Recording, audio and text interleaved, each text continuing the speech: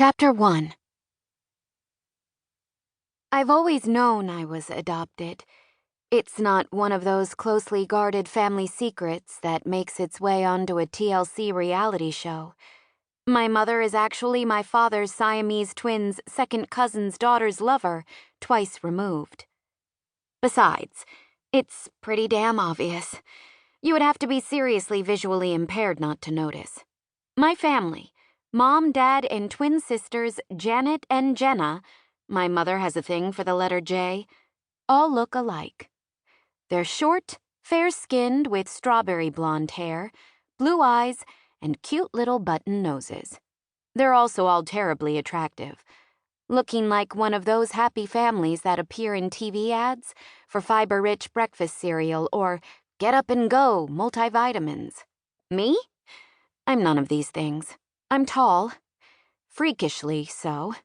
I'm also dark, with a complexion that goes the color of a cappuccino with too much sun. I avoid it at all costs. My features aren't delicate, either.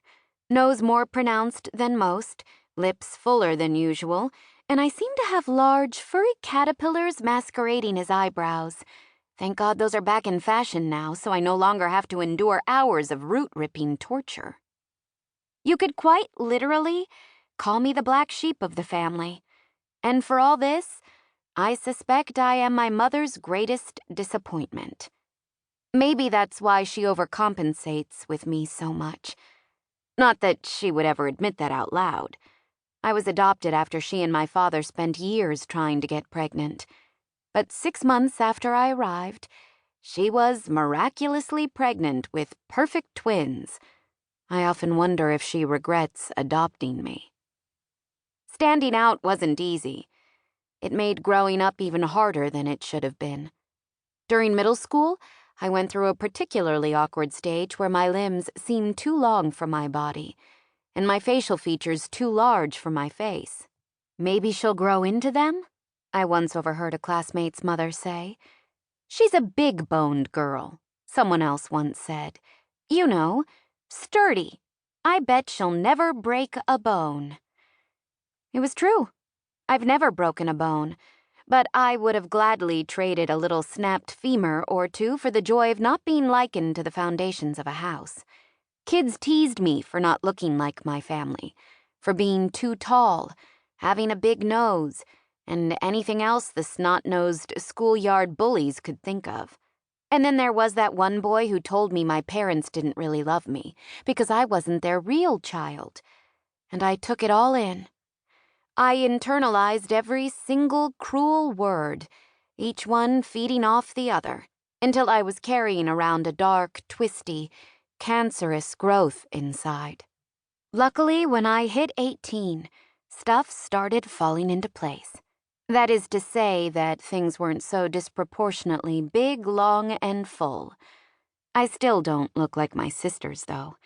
I envy them so much, sometimes, that I struggle to like them. Does that make me a bad person? I've always felt like the perpetual ugly duckling, waiting for her swan moment that never seemed to come. The wallflower that never bloomed, and believe me, I've tried to bloom. I fight with a hair straightener most mornings, and I've probably watched every YouTube makeup tutorial on the contouring craze.